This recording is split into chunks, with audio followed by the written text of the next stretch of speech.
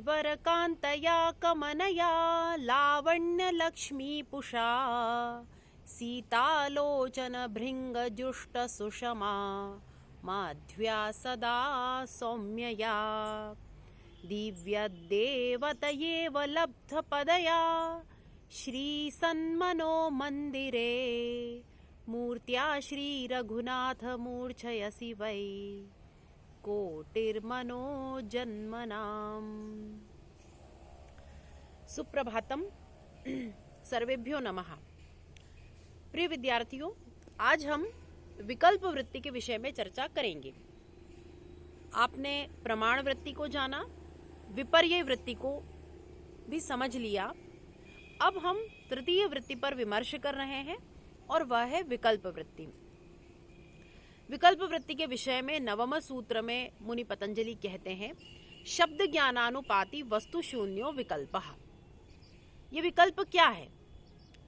तो जो अवस्तुवाचक शब्द ज्ञान से उत्पन्न निर्वस्तुक ज्ञान है वह विकल्प है। यह तो हुआ इस सूत्र का सामान्य अर्थ। अब इसका हम शब्दशः अर्थ जानेंगे और इसमें जो गूढ़ अर्थ निहित है उसे समझेंगे, और यह प्रमाण और विपर्यय से किस तरह भिन्न है इसे भी जानेंगे। तो जो यह विकल्प वृत्ति है यह प्रमाण के अंतर्गत अंतर्भूत नहीं होती और न ही विपर्यय के अंतर्गत, क्योंकि यह कैसी वृत्ति है? वास्तविक अर्थ से रहित होने पर भी केवल शब्द ज्ञान की महिमा से यह हमें ज्ञात होती है। इसका व्यवहार हम देखते हैं, है ना। तो जैसे हम लोक में इसको व्यवहार में आते हुए प्रतिदिन देखते हैं कि ऐसे अनेक व्यवहार है जहां पर कोई प्रामाणिक ज्ञान नहीं है, कोई विपर्यय भी नहीं है, अपितु वहां पर विकल्प नामक वृत्ति हमें दिखाई देती है। यह शब्द ज्ञानानुपाति, क्या कहा इसमें? शब्द ज्ञानानुपाति।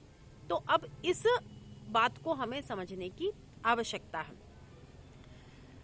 शाब्द बोधानुकारी, शाब्द बोध के अनंतर उत्पन्न होने वाला जो वस्तु शून्य ज्ञान होता है, निर्वस्तु, अर्थात जिस शब्द के संकेतित अर्थ का जो अस्तित्व है वह अस्तित्व हो ही ना, और उस शब्द के ज्ञान का अनुवर्ती होने के कारण वह ज्ञान भी जो श्रोता को हुआ है वह कैसा होगा?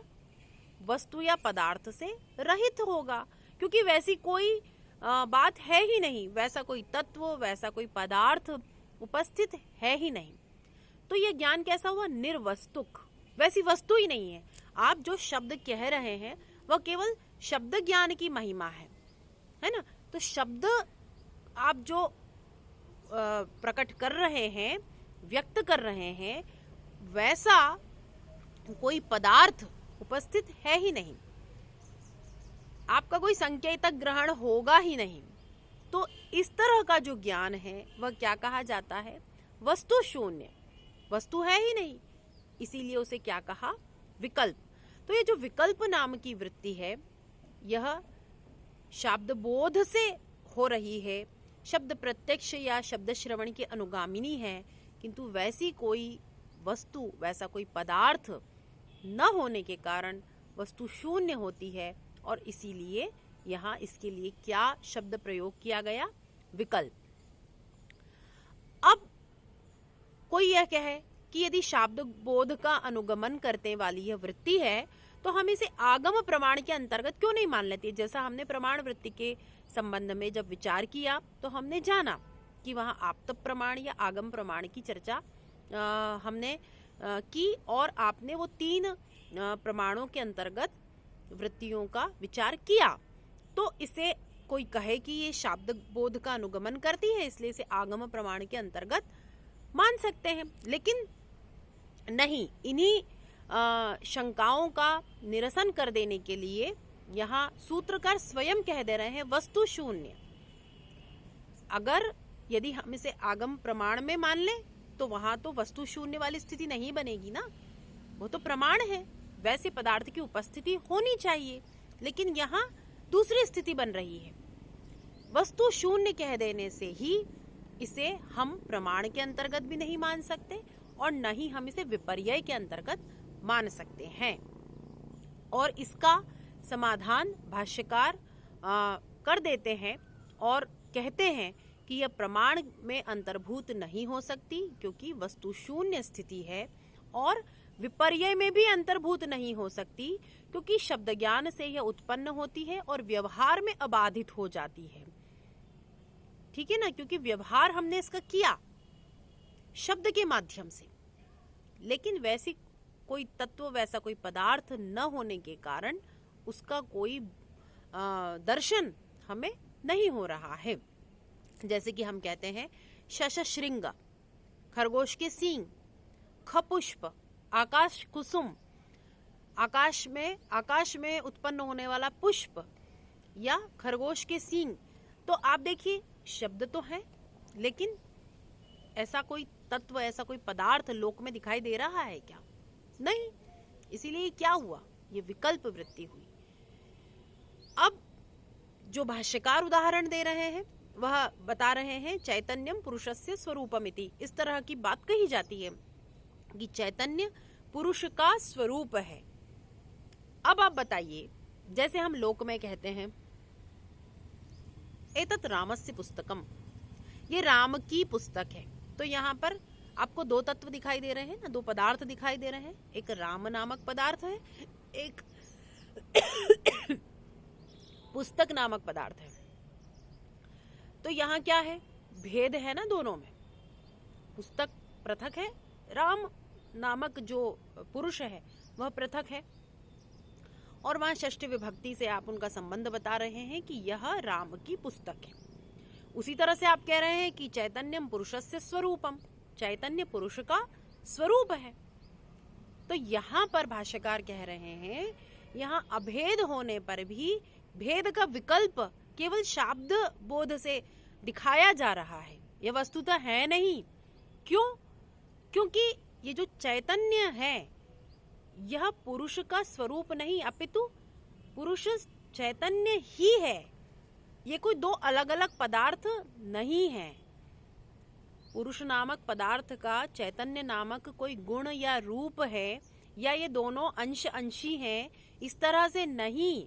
लेकिन लोक में व्यवहार के लिए, ज्ञान प्रदान करने के लिए इस तरह का व्यवहार शास्त्रों में किया जाता है और लिखा है कि चैतन्यम पुरुषस्य स्वरूपम।